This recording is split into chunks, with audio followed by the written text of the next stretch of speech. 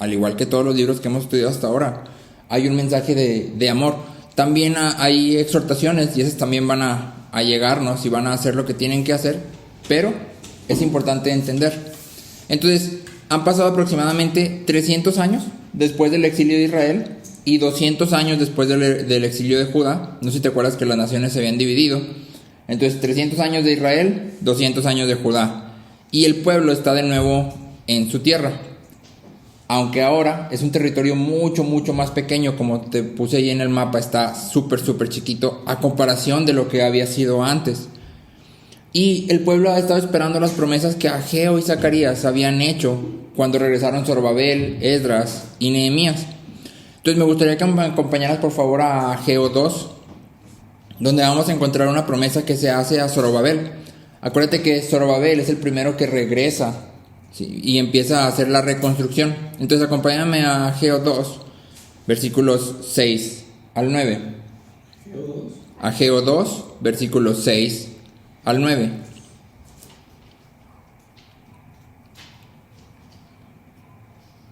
Quien lo tenga lo puede leer, por favor. Adelante. Porque así dice Jehová de los ejércitos: de aquí a poco yo haré temblar los cielos y la tierra, el mar y la tierra seca, y haré temblar a todas las naciones, y vendrá el deseado de todas las naciones, y llenaré de gloria esta casa, ha dicho Jehová de los ejércitos. ¿Hasta el 9? Mío es la plata, mío es el oro, dice Jehová de los ejércitos. La gloria postrera de esta casa será mayor que la primera, ha dicho Jehová de los ejércitos. Y daré paz en este lugar, dice Jehová de los ejércitos. Entonces, esta es la promesa, ¿no? Resumida. Dios está diciendo: los llenaré de gloria, gloria mayor que la que tenían antes. Les voy a dar riqueza, porque dice Dios: mío es la plata, mío es el oro. Y les voy a dar paz. Ahora, han pasado para este punto que estamos en Malaquías 100 años después de que Ageo hizo esta promesa, y la situación de Israel no se parece absolutamente en nada a lo que había prometido aquí Dios. Acompáñame por favor a Esdras capítulo 3.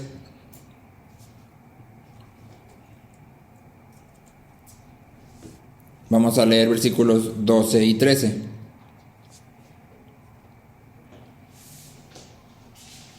Quien lo tenga lo puede leer, por favor.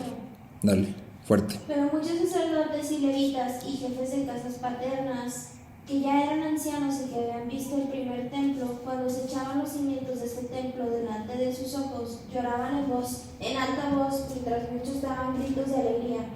Así que el pueblo no podía distinguir entre el clamor de los gritos de alegría y el clamor del llanto del pueblo, porque el pueblo gritaba en voz alta y se oía el clamor desde lejos. Entonces tienes aquí la imagen, ¿no? Recuerda, primero es Zorobabel regresa, empieza a reconstruir, luego viene Esdras y reconstruye el templo. Y resulta que cuando reconstruyen el templo hay mucho gozo en el pueblo por un lado, pero también aquellos que habían visto el templo que Salomón había hecho, lloran.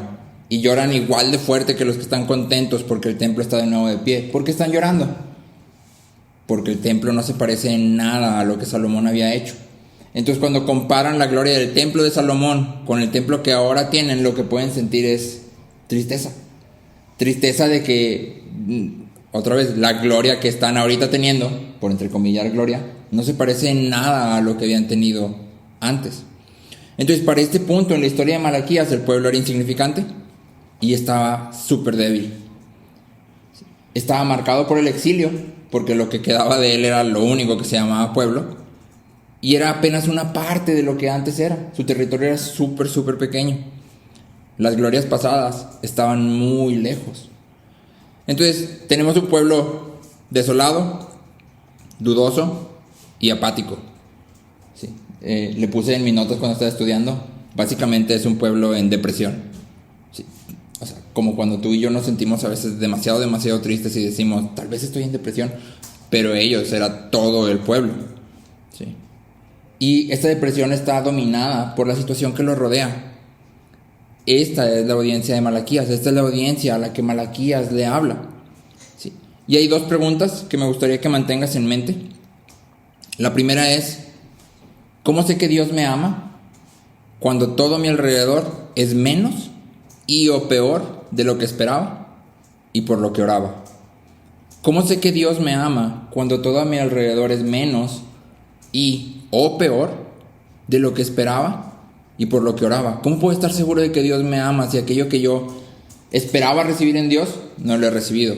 Y aquello por lo que oro continuamente no tiene respuesta.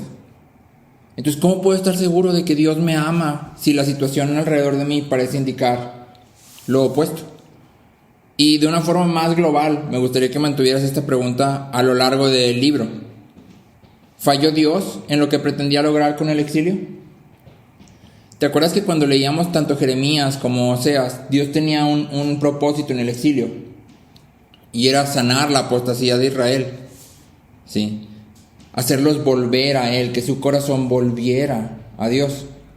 Pero después de algunos años, específicamente o aproximadamente 300 años después del exilio, el pueblo que encontramos está deprimido.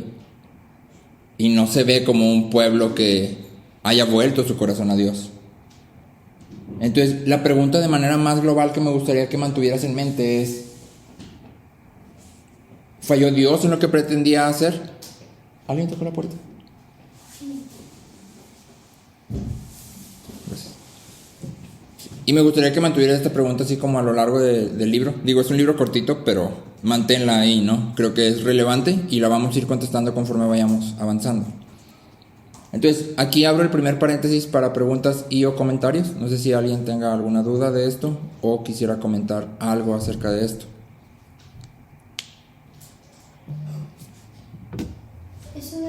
Eso que leímos en Esdras, la verdad no sé por qué no me acuerdo, es contemporáneo a lo de...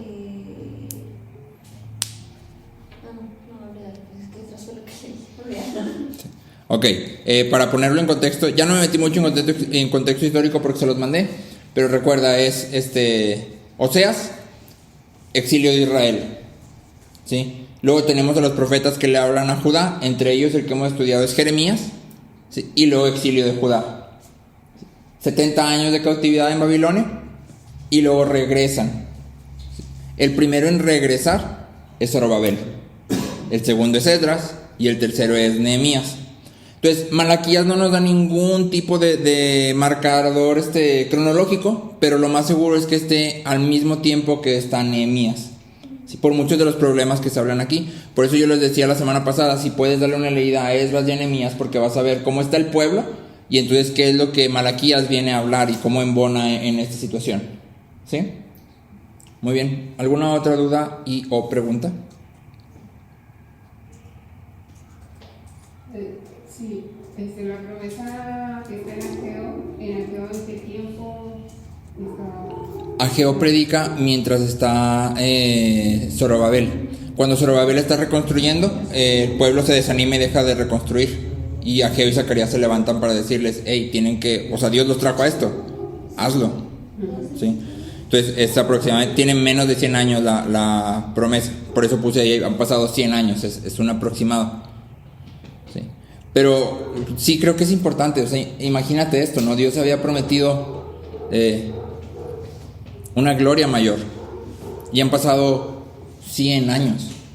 O sea, 100 años que yo creo que una persona no los vive ahorita, ¿sí? Es decir, escuchaste la promesa y te moriste sin verla, ¿sí? Y entonces todo el pueblo está en este desánimo que, como te comenté al principio, si nos metemos en sus zapatos, probablemente tú y yo estaríamos en el mismo desánimo de decir, o sea, tú dijiste, ha pasado tanto tiempo y no has cumplido nada, ¿sí? Seguimos igual de débiles, igual de insignificantes.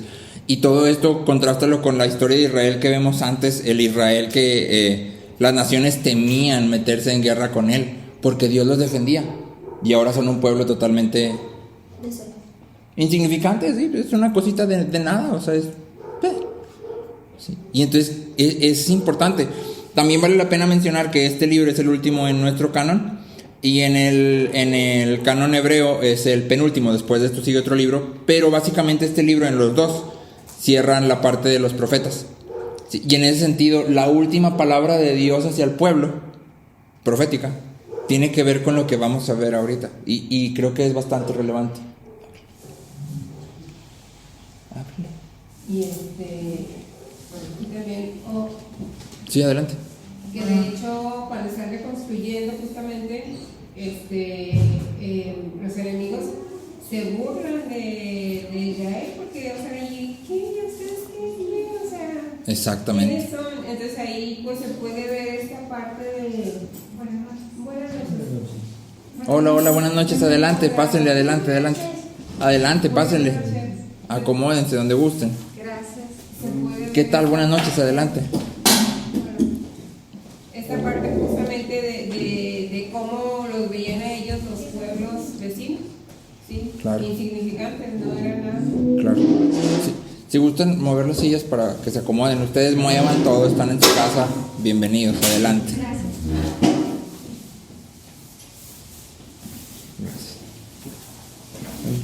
¿Qué tal? En la parte de arriba hay Biblias, hay diferentes versiones, si gustan tomar algunas, si es que la necesitan. Sí, estamos... Perfecto, gracias. Estamos en Malaquías capítulo 1, acabamos de empezar. Les platico un poquito de la dinámica.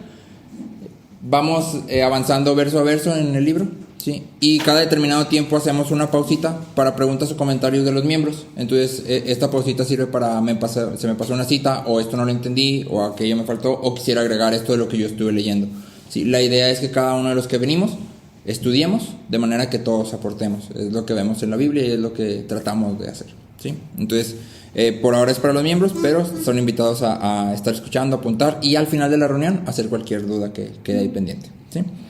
Ok. Entonces, si no hay más dudas y o comentarios, seguimos. Como decía None, en el tiempo de Esdras y Zorobabel, los enemigos se burlaban del pueblo, ¿sí? Porque decían, ¿cómo vas a poder reconstruir la ciudad? ¿Cómo vas a poder reconstruir la muralla? O sea, por favor, no vas a poder. Y sin embargo, Dios había respondido, ¿sí? Y de hecho, si tuviste oportunidad de leer Nehemías, puedes ver que la confianza en Nehemías está totalmente puesta en que Dios iba a respaldarlos. Y Nehemías constantemente repite esta afirmación de, porque la mano de Dios estaba con nosotros, ¿sí?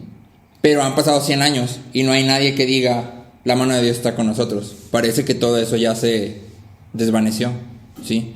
Entonces, acompáñame al versículo 1 de Malaquías. Dice, oráculo de la palabra del Señor a Israel por medio de Malaquías. Entonces, hay algunas cosas aquí que vale la pena notar. Primero, Malaquías llama Israel a este pueblo.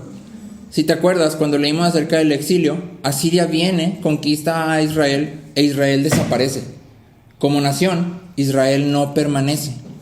Luego viene Babilonia y conquista a Judá, y Judá es la que va a Babilonia. Ahí encontramos a Ezequiel, a Daniel, a sus amigos, y Judá es la que regresa, Israel no. Sin embargo, aquí Malaquías les dice Israel. ¿Por qué? ¿Porque se equivocó? No, Malaquías, Dios lo que está diciendo es, ustedes son el remanente de ese pueblo. Todas las promesas que hicieron en la antigüedad son para ustedes. Ustedes son ahora Israel, ¿sí? Por otra parte, en este versículo dice que la palabra llega por medio de Malaquías. En el original significa por mano de Malaquías. Y esta expresión, cuando decía por mano de, se usaba para poner un énfasis en el origen del mensaje, no en el mensajero. Y de hecho, cuando leemos Malaquías, esto es algo fundamental. De Malaquías no sabemos nada, absolutamente nada. Malaquías aparece como una persona aquí en este libro del que no tenemos ninguna información, ¿sí? Muchos estudiosos dicen que Malaquías tal vez es un sobrenombre, pero en realidad lo más acertado, viendo el panorama bíblico, es recibirlo como un nombre de una persona, ¿sí? Sin embargo, no sabemos nada. Y por último, esto sí me llama mucho la atención, dice, oráculo de la palabra del Señor a Israel. Si tú revisaras cómo viene la palabra de Dios a Jeremías, cómo viene la palabra de Dios a Isaías, cómo viene la palabra de Dios a Oseas, cómo viene la palabra, siempre se presenta en una fórmula parecida, y es palabra de Jehová que vino a Isaías, palabra de Jehová que vino a Jeremías, palabra de Jehová que vino a Oseas, respecto a. Sí, entonces la palabra, el profeta la presenta como esta palabra vino a mí y habla acerca de. Aquí en Malaquías no vemos eso. En Malaquías vemos palabra del Señor a Israel. Y Dios está marcando entonces una conversación directa entre él y el pueblo. ¿sí? Está ahora sí que quitando de en medio a Malaquías. Y es por eso que no sabemos absolutamente nada de él, ¿sí? Ahora, acompañamos el versículo 2. Dice: yo los he amado, dice el Señor. Perdón, estoy leyendo la versión NBLA, entonces puede ser que ahí varíe un poquito, pero es más o menos lo mismo, ¿sí? Versículo 2 dice: yo los he amado, dice el Señor. Entonces la primera palabra que sale de Dios en este libro es: los he amado. Y es una acción continua, ¿sí? Los he amado desde antes y los sigo amando ahora. Y luego dice: pero ustedes dicen, ¿en qué nos has amado? Entonces, si yo llegara con mi esposa y le dijera: oye, yo siempre te he amado, y ella me contestara: ¿en qué me has amado? Obviamente estoy en problemas, ¿verdad? Seguramente algo hice, o ella no siente que yo le he amado, estoy diciendo, pero no lo estoy demostrando. Y esta es la respuesta del pueblo hacia Dios, ¿sí? Cuando el pueblo voltea a ver su situación, todo lo que puede responder a esta declaración es: muéstranos la evidencia. ¿Cómo nos has amado? Dices que nos has amado, pero yo no lo veo. Y tal vez nosotros podemos estar en esta misma situación y preguntarnos: ¿dónde está la evidencia, el amor de Dios por mí? Mi situación no parece reflejar su amor ni su cuidado. Entonces Dios responde a esta pregunta del pueblo, y también tuya y mía, si es que alguna vez la hemos hecho. En lo personal, yo creo que sí la he hecho alguna vez. La vida no es fácil, y Malaquías habla un poco de eso, pero Dios siempre responde, y su respuesta es suficiente. Entonces Dios responde, pero no responde hablando de todas las maravillas. Dios pudiera haber respondido: ¿que no te acuerdas cuando te saqué de Egipto y las plagas, y abrí el mar rojo y te di maná, y cuando me pediste carne te di carne, y cuando me pediste agua te di agua, y he hecho muchísimas cosas? ¿Que no te acuerdas? Pero Dios no responde nada de eso, sino que los invita a ver mucho, mucho más atrás. Y entonces ahí mismo en el versículo 2 dice: ¿no era Esaú hermano de Jacob?, declara el Señor. Sin embargo, yo amé a Jacob y aborrecí a Esaú. Entonces Dios aquí apunta a la elección del pueblo, y lo hace de una forma que nos debería dejar a ti y a mí y al pueblo en un asombro total. Hay algunas cosas que vale la pena mencionar aquí, y lo primero que me gustaría mencionar es que estos términos de amar y aborrecer no son emociones. Generalmente tú y yo entendemos la parte de amar como una emoción, ¿sí? Y aborrecer también como una emoción. En el caso de Dios no son emociones como tal, o pasiones desordenadas. Es decir, no es que Dios haya visto al pueblo de Israel y se enamoró de ellos. Los vio y sintió así un amor que porque estaban muy bonitos. Al contrario, lo que vemos en la palabra es que el pueblo no tenía nada atractivo en sí mismo, ¿sí? Entonces, en esta situación, amar y aborrecer hablan de una decisión de Dios. ¿Cuál decisión? La decisión de comprometerse y de tener una relación de pacto con Jacob, en este caso el pueblo de Israel, y de no tenerla con Esaú, en este caso el pueblo de Edom, ¿sí? Entonces Dios toma la decisión de amar a Jacob y de entrar en un pacto con él, y toma la decisión de aborrecer a Esaú. Y la pregunta que tú y yo deberíamos hacernos es: ¿por qué? ¿Por qué Dios decide amar a uno y aborrecer al otro?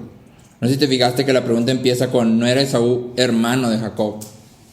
Sí, eran de la misma línea, los dos hijos de la promesa, pero Dios dijo: voy a amar a Jacob, y a Esaú lo voy a aborrecer.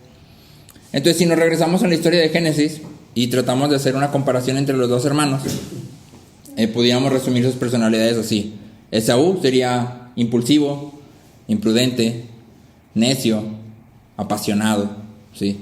Si recuerdas la historia de Esaú, tenía hambre y no le importó su primogenitura, que en ese tiempo era algo de bastante valor, ¿sí? Después fue y se casó con 2 mujeres paganas, ¿sí? Cosa que no se debía de hacer. Pero además, estas mujeres eran de tormento para sus padres, ¿sí? Y luego, cuando su mamá manda a Jacob a buscar una mujer dentro de la familia, Esaú tiene una maravillosa idea y se casa con una hija de Ismael, que prácticamente estaba dentro de la familia. Entonces, Esaú es una persona que es totalmente apasionada, pero de una forma necia. Pero luego, si volteas a ver al otro hermano, Jacob es egoísta, Jacob es mentiroso, Jacob es tramposo. Y en realidad, cuando vemos la línea de la historia, si tú vas viendo cómo los dos se comportaron, pareciera que Jacob es más malo, la verdad. Sí, Jacob pareciera ser el más maquiavélico, porque en realidad él engaña a todos. Sí, ok, Esaú es necio, está bien, pero Jacob es inteligente de una manera malvada. Sí, y sin embargo, Dios escoge a Jacob. Entonces, Dios no nos deja en blanco respecto a por qué hace esta elección. Y si nos vamos a Romanos 9, lo vamos a encontrar. Acompáñame por favor a Romanos 9 y vamos a leer versículos 11 al 13.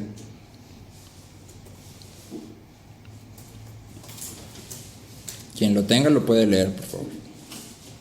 Dice, porque cuando aún los mellizos no habían nacido y no habían hecho nada, ni bueno ni malo, para que el propósito de Dios conforme a su elección permaneciera, no por las obras, sino por aquel que llama, se le dijo a Rebeca, el mayor servirá al menor, tal como está escrito, a Jacob amé, pero a Esaú aborrecí. Romanos 9, del 11 al 13. Entonces dice, antes de que los mellizos habían nacido, antes de que hubieran hecho algo bueno o malo, Dios eligió. A Jacob voy a amar, a Esaú voy a aborrecer. Entonces Dios nos responde la pregunta de por qué eligió a uno y no a otro. Y la respuesta es, porque quiso. Y aunque no es una respuesta con un argumento lógico muy elaborado, ni que nos lleve a, sí, ya le entendí, es un argumento que nos debe traer mucha esperanza y mucho consuelo. ¿Por qué? Porque Dios no nos ha escogido por algo que haya visto en nosotros, de manera que si perdemos ese algo, perdamos nuestra relación con Dios. Él nos ha elegido y nos ha atraído hacia Él porque así lo quiso. Su amor hacia nosotros depende de una sola cosa, de Él mismo, porque Él eligió. Y entonces nada que tú y yo hagamos puede alejarnos de su amor. De hecho, esto es a lo que Pablo llega en Romanos cuando dice que podrá separarnos del amor de Dios. Precisamente su punto es esto: no depende de ti. O sea, Dios no te eligió porque te viera y dijera, sí, se ve que va a ser un buen hijo. Dios me vio y dijo, qué pecador tan más pecador, lo voy a amar. Y entonces su amor por mí depende solo de una cosa, de Él mismo. ¿Sí? Hay 3 implicaciones profundas en este amor que son prácticas para nosotros. 1, saber que hemos sido escogidos por Dios para una relación íntima y que Él siempre actuará de acuerdo con esa elección debe hacer una profunda diferencia en la forma en que manejamos obstáculos, fallas, desilusión, dificultades. ¿Sí? Es decir, cuando tú y yo entendemos que Él nos ha elegido porque Él quiso y luego nos vemos enfrentados con problemas, sufrimiento, enfermedad, escasez, podemos entender que Él sigue actuando en amor porque desde el principio ha actuado en amor. ¿Sí? Segundo, este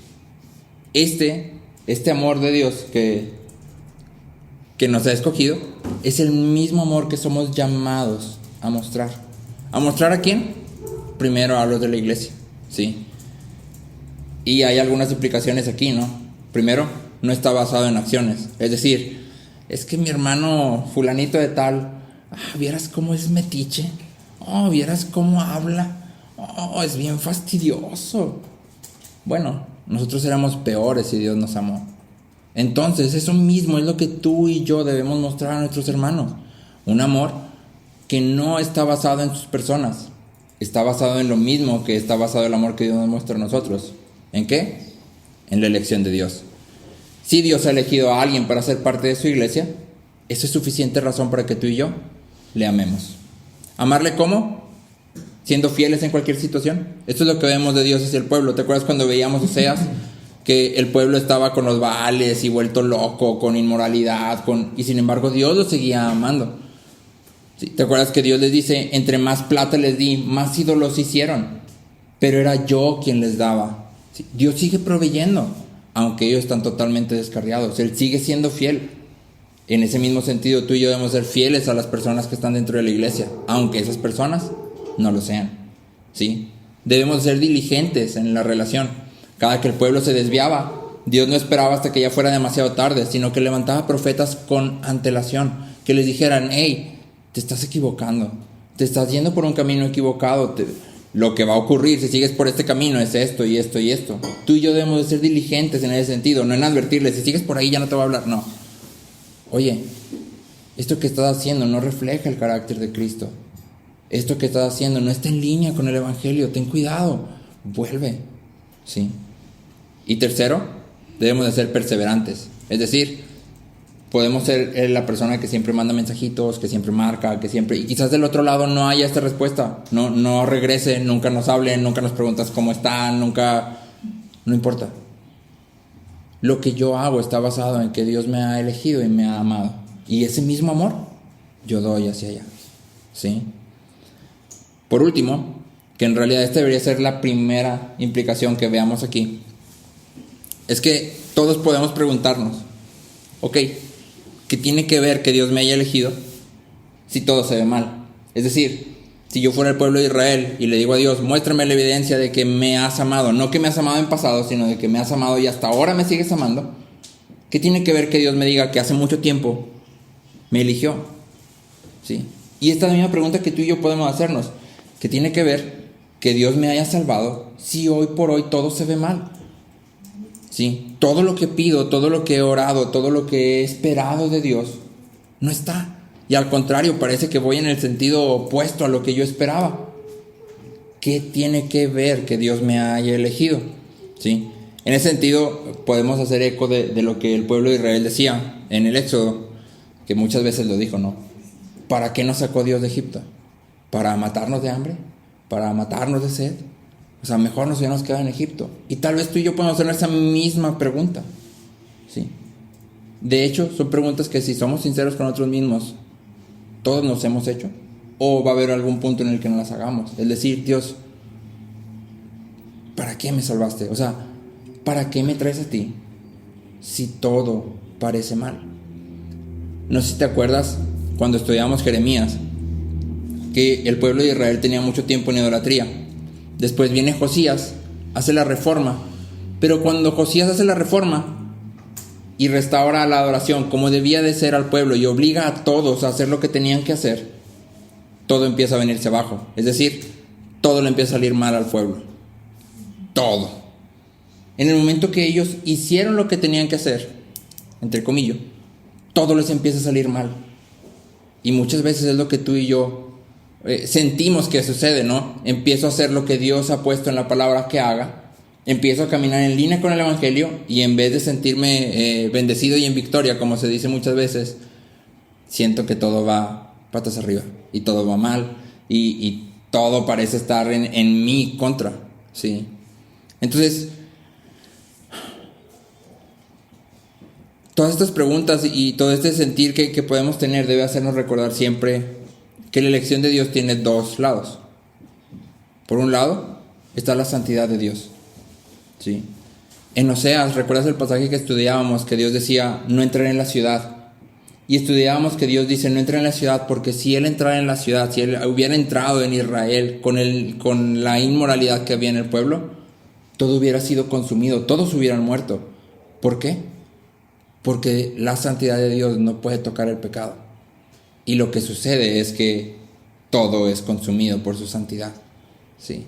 Entonces, de un lado, tenemos un Dios santo que no puede mezclarse ni en lo más mínimo por el pecado.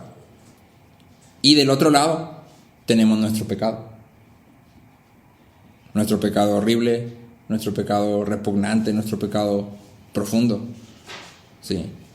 En Romanos 1, al final del capítulo 1, Pablo describe la condición del hombre sin Dios y no es para nada atractiva, ¿sí? Y todos nosotros estábamos en esta condición. No hay uno aquí que pueda decir, no, yo era tantito menos pecador que ustedes, yo era así como, yo estaba, o sea, sí necesito gracia de Dios, pero menos que tú, porque por si tú te ves más pecador, la verdad.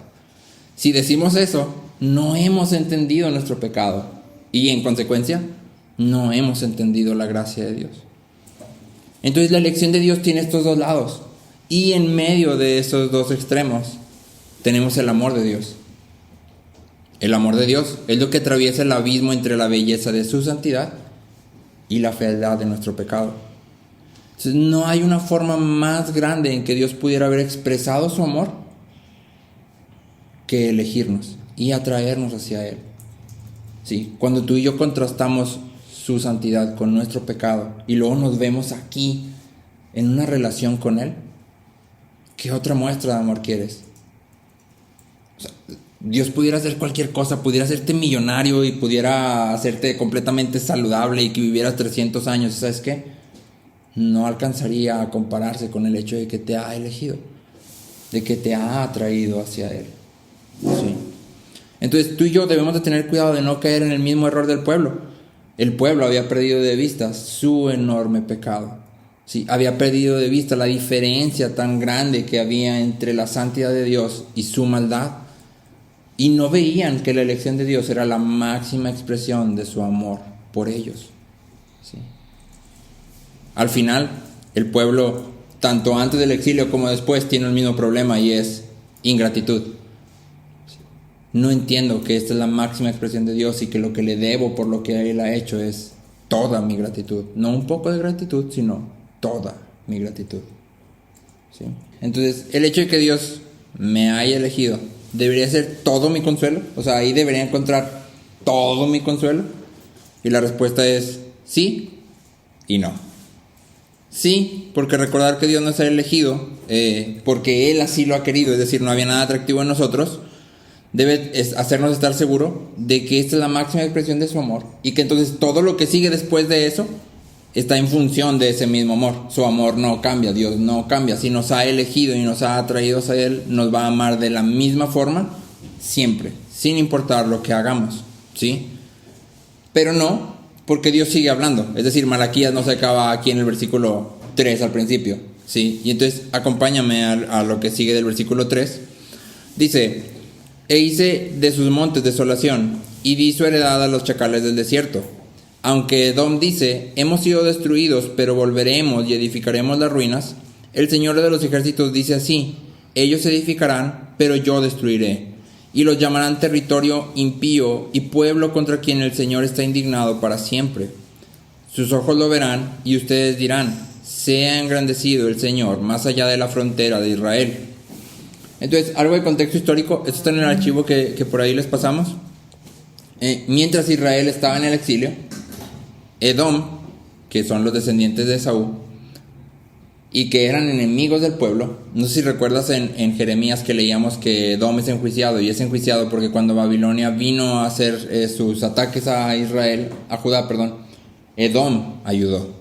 Sí, Edom entraba junto con el ejército de Babilonia para atacar a los judíos y para que Babilonia se los llevara. ¿Sí? Entonces el pueblo está en el exilio, siendo castigado y tratado por Dios, y mientras está pasando esto, Edom sigue en su tierra y de hecho se fortalece y de hecho absorbe parte del territorio que le correspondía a Judá. ¿Sí? Cuando Judá vuelve, parte de su tierra ahora es de Edom.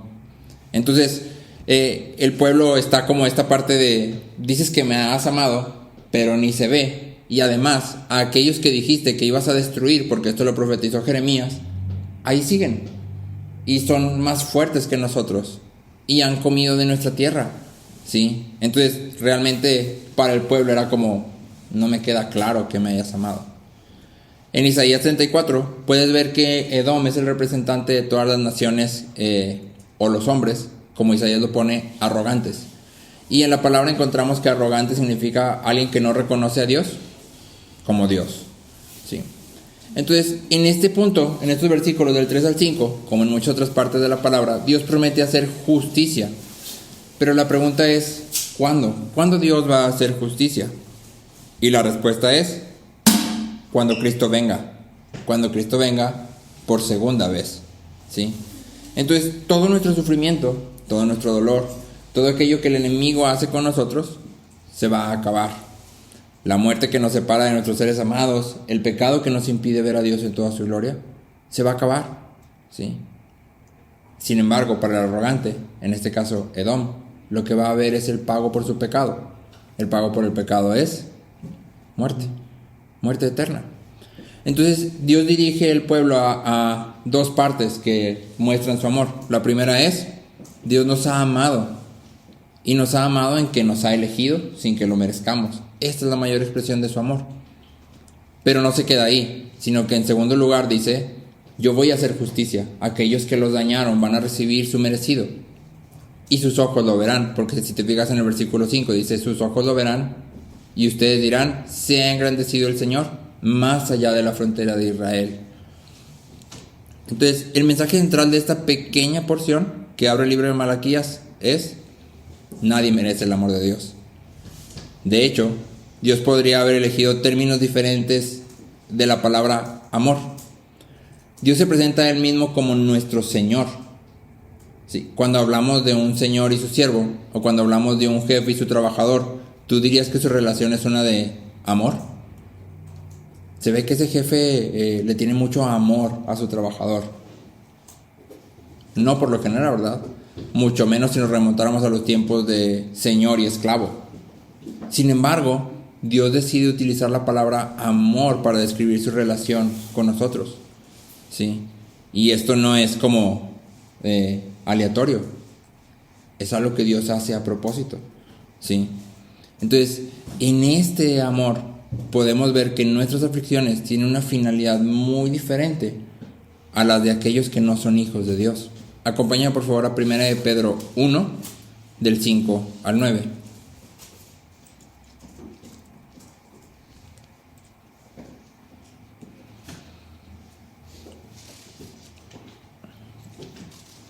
Primera de Pedro 1, del 5 al 9. Te lo leo, dice: mediante la fe, ustedes son protegidos por el poder de Dios, para la salvación que está preparada para ser revelada en el último tiempo, en lo cual ustedes se regocijan grandemente, aunque ahora, por un poco de tiempo si es necesario, sean afligidos con diversas pruebas, para que la prueba de la fe de ustedes, más preciosa que el oro que perece, aunque probado por fuego, sea hallada, que resuelta en alabanza, gloria y honor en la revelación de Jesucristo, a quien sin haber visto, ustedes lo aman, y a quien ahora no ven, pero creen en Él, y se regocijan grandemente con gozo inefable y lleno de gloria, obteniendo como resultado de su fe la salvación de sus almas.